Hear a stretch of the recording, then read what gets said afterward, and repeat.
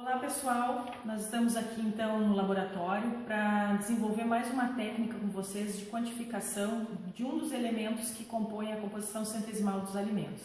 Hoje eu vou explicar para vocês como é que a gente determina as proteínas nos alimentos.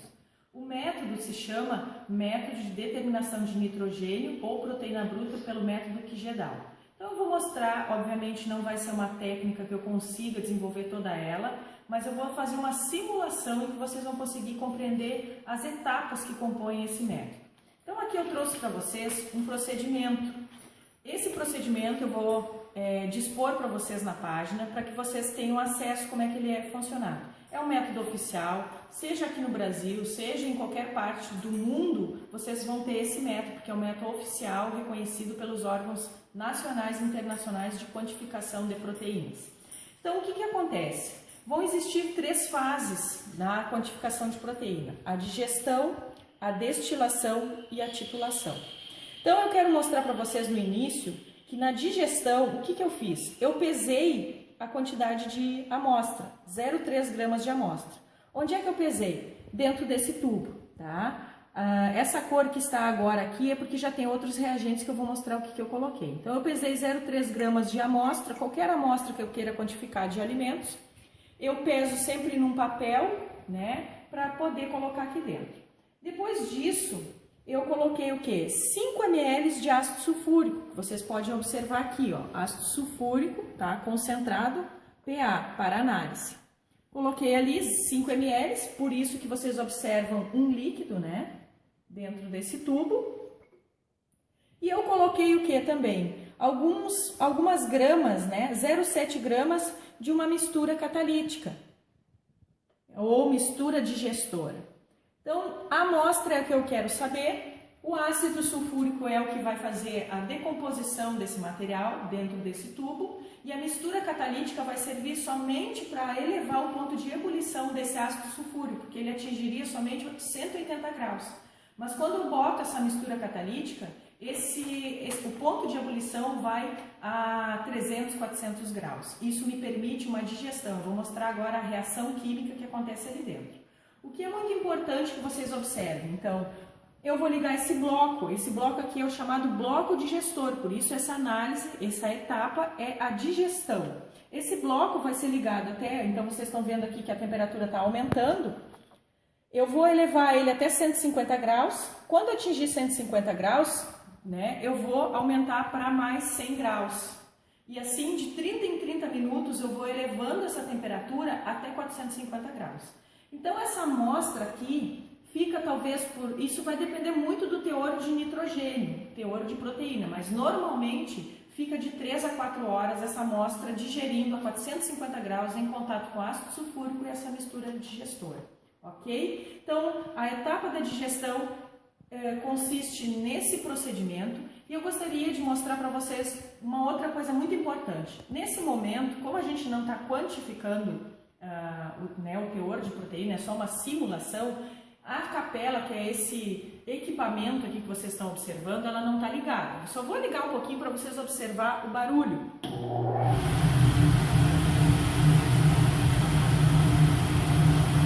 Ele causa um certo barulho. Se eu deixasse ela ligada, talvez vocês não conseguiriam me ouvir muito bem. E como é só uma simulação, ele não precisa estar ligado. Mas se a análise estivesse acontecendo, essa situação deve acontecer dentro de uma capela. Por quê? Vão ser eliminados gases tóxicos que, se eu tiver em contato com ele, eu vou me intoxicar. Então, uma capela é um equipamento de proteção coletiva, um equipamento de proteção que vai servir de proteção contra qualquer dano que alguma reação, algum metabólito, algum derivado dessa reação possa causar. Então, sempre eu vou fazer a digestão dentro de um sistema de capela, ou já existem alguns equipamentos hoje que tem acoplado a esse bloco digestor uma captação de gases, né? E aí ele elimina para o meio externo, tá? Então, é muito importante. Para finalizar essa etapa, tá? Vou fechar aqui. Na digestão, então, o que vai acontecer? Quimicamente, eu coloquei ácido sulfúrico em contato com a matéria orgânica, que é o alimento que eu quero quantificar as proteínas. junto de uma mistura catalítica. Vocês observem que nessa reação química eu não coloquei aqui a mistura catalítica, porque ela não serve, ela não está entrando na reação química, ela só serve como um elevador da ebulição, da temperatura de ebulição desse ácido. Então, esse ácido sulfúrico, em contato com a matéria orgânica, vai produzir no final dessa digestão sulfato de amônia, tá? Isso é muito importante para a próxima etapa que a gente vai trabalhar. Observem que proteína tem nitrogênio. E como o método diz, eu estou quantificando nitrogênio. Então, na verdade, essa determinação pelo método Kjeldahl determina o nitrogênio. Vou garimpar o nitrogênio nas diferentes fases e no final é muito importante, eu vou mostrar para vocês que até o cálculo ele vai me converter, é ali que ele vai fazer a conversão do nitrogênio em proteína. Reforço, por que eu quantifico o nitrogênio e depois isso me converte em proteína? Porque as proteínas, a maioria delas, ou aliás, todas elas são constituídas de nitrogênio, normalmente 16, 15, 14% do seu peso molecular tem nitrogênio. Então, eu quantifico o nitrogênio e depois na fórmula química, na fórmula matemática, eu converto esse teor. Então, essa é a fase da digestão. Nós vamos agora para a outra fase, que é da destilação. Pessoal, então, nós finalizamos a etapa da digestão e o momento final da etapa da digestão é quando isso aqui acontece. O material fica um verde esmeralda, agora ele está um verde esmeralda até mais fraquinho, porque a tendência é que quando sai do bloco digestor, sai um verde esmeralda bem intenso. Esse é o momento em que a gente diz que a digestão aconteceu corretamente, que eu mencionava para vocês que aconteceria de 3 a 4 horas. Mas o momento que eu vou observar mesmo se a digestão aconteceu é com que fique um verde esmeralda na amostra. Aí eu coloquei aqui para esfriar, porque até eu não conseguiria pegar esse tubo na minha mão se não tivesse frio, porque vocês se lembram que eu estava trabalhando com uma temperatura de 450 graus, tá? Então agora nós vamos para a próxima etapa. A próxima etapa que se chama destilação, tá? Então na destilação, o que diz o método? Ó, saí da digestão, a amostra ficou verde esmeralda, eu vou para a destilação. Na destilação, eu devo pegar aquele material que está verde esmeralda, a amostra, e transferir para um tubo do aparelho da destilação, com auxílio de uma água destilada. É isso aqui que eu vou fazer, ó. Pegar e transferir para esse novo tubo, que é um tubo maior, que é do equipamento. Então, eu estou transferindo a minha amostra.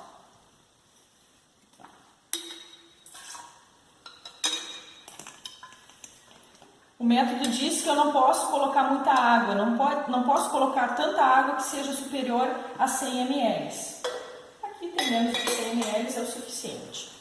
Eu vou acoplar aqui no equipamento. Esse equipamento aqui, esse sistema, as reações químicas que vão acontecer, são necessárias que aconteçam todas num sistema fechado. Tá?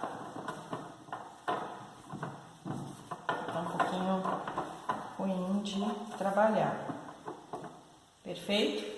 Todo o sistema fechadinho, tem que estar bem vedado. Bom, voltando ao método, então essa primeira parte eu fiz. Depois eu tenho que, com um Erlenmeyer, eu vou colocar 10 ml de ácido bórico a 2%. Então eu fiz uma solução de ácido bórico a 2%, coloquei aqui dentro com auxílio de uma proveta. Já está ali dentro. E diz o método que eu tenho que colocar de 3 a 5 gotas de indicador misto dentro dessa Erlenmeyer. É o que eu estou colocando aqui, de 3 a 5 gotas. A solução de clara fica agora vermelha. Esse vermelhinho, então todas essas cores são bem importantes para a gente saber se a gente está fazendo as concentrações das soluções e se tudo está corretamente. Coloco o Erlenmeyer aqui, ó, vocês observaram, tem um aparo aqui para conter o Erlenmeyer. A próxima etapa, dentro da destilação, eu vou adaptar o tubo lá do Erlenmeyer e colocar cuidadosamente 15 ml de hidróxido de sódio no copo dosador. Que copo dosador? Então tá aqui o NaOH, hidróxido de sódio 50%, eu vou colocar no copo dosador. Esse aqui é o copo dosador do destilador. Bem importante vocês observar aqui o que diz aqui em cima, ó, destilador de nitrogênio. Você se lembra que eu mencionava que nós não vamos quantificar proteína, nós vamos quantificar nitrogênio, tá? Aqui é bem importante que eu meça aqui, né, 15 ml, sempre na altura dos olhos, à medida que eu tô.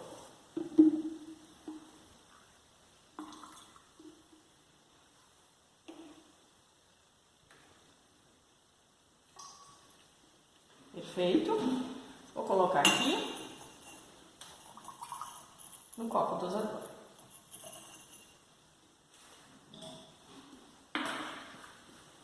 Agora vai acontecer o quê? Eu vou ligar o equipamento, tá? Eu ligo o equipamento. Quando eu ligar esse equipamento, aqui dentro existe uma caldeira e vai acontecer uma reação química necessária e ela só vai acontecer quando esse sistema estiver todo fechado. Como eu mencionei, o sistema está todo fechadinho, não tem como sair nenhum gás e vai ser importante, vai formar um gás aqui dentro. Então eu vou fazer o quê? Vou abrir aqui o copo dosador, vai cair o líquido, a soda aqui dentro. Vou pegar e lavar um pouquinho esse copo dosador para tirar todo o resíduo de soda que existe. Fecho e ligo o equipamento. E aí eu aumento a temperatura, tá? À medida que eu aumentar a temperatura, o que vai acontecer? Eu quero que vocês observem as reações químicas que acontecem. Esse sulfato de amônio saiu lá da digestão. Dentro naquela cor verde esmeralda, nós tínhamos sulfato de amônio. Em contato com o NaOH que eu coloquei aqui em cima, ó, dentro desse copo dosador, vai acontecer o quê? Vamos voltar aqui à reação. Ele aqui dentro ainda vai formar hidróxido de amônio. Quando eu aquecer o sistema, esse nitrogênio vai se converter em amônia na forma de gás. E aí o que acontece? Esse amônia na forma de gás, ele vai tentar evaporar, vai entrar dentro desse caninho branco e vai tentar sair por aqui. Como aqui o sistema está fechado, ele vai retornar e ele só tem um caminho a percorrer, que é esse aqui, ele volta para cá. Aqui se chama um destilador em espiral. Dentro, o que tem nesse destilador? Tem água fria entrando no sistema. Então, um gás entrando numa superfície fria, ele tende a condensar e virar um líquido. E esse líquido é coletado, então, aqui, dentro desse Erlenmeyer. À medida que o líquido começar a ser coletado, essa cor vermelha vai ficar verde. E aí, qual é o momento final em que eu tiro esse Erlenmeyer? Quando eu coletar 75 ml desse líquido. Esse líquido agora, em vez de vermelho, vai ficar verde. Eu coleto e fecho, desligo o sistema, ok, e faço a próxima destilação. Tá bem? Então, acompanhando aqui a reação. Então, só para recapitular. Tinha hidróxido de sódio nesse tubo, em contato com a soda, formou hidróxido de amônio. Ele vai ser aquecido, esse hidróxido de amônio, vai formar um gás, amônia, juntamente com água. A água vai ficar no sistema aqui e o gás vai tentar ir embora. Esse gás encontrando o ácido bórico que está dentro do Erlenmeyer, vai formar borato de amônio. Então, aqui dentro desse Erlenmeyer, eu vou coletar o quê? Borato de amônio, que é necessário para a próxima etapa, que é a titulação. Borato de amônio é uma base. E lá eu vou titular com uma solução ácida. Eu costumo dizer, né, na verdade não eu, mas o método é uma destilação ácido-base, ok? Através dele eu consigo quantificar o teor de nitrogênio e depois a gente vai entender como é que esse teor de nitrogênio é convertido em proteína, beleza? Então vamos para a próxima etapa. Então, finalizada a parte da destilação, nós vamos para a última etapa. Então, como eu mencionei para vocês, o momento final que acontece essa etapa aqui é quando eu coleto 75 ml e o líquido vocês observaram que fica verde, ok? Então, nós vamos agora para a última etapa. Esse material aqui eu vou titular, tá? Como o método diz, eu gostaria que vocês me acompanhassem. Passamos pela digestão, passamos pela destilação e agora estamos na titulação. Na titulação eu vou titular, com 75 ml do destilado com uma solução de ácido clorídrico. Então está aqui o ácido clorídrico. É bem importante observar a concentração desse ácido porque vai fazer parte no cálculo depois. Coloquei esse ácido aqui dentro, vocês observam, tá? Que eu zerei a bureta, ou seja, a parte inferior do líquido está tocando zero, beleza? E aí eu vou fazer uma titulação.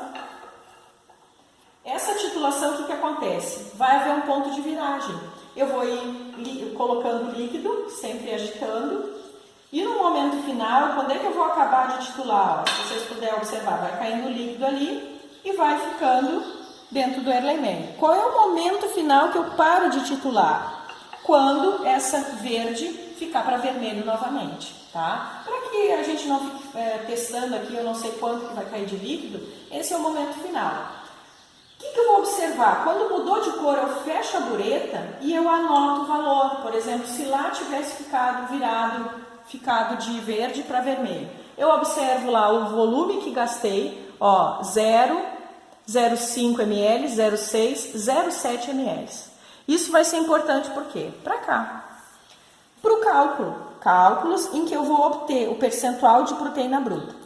Eu vou colocar o VA, eu gostaria que vocês observassem, ó, quem é o VA na fórmula? É o volume gasto na titulação, é esse volume que eu mostrei para vocês, 0,7.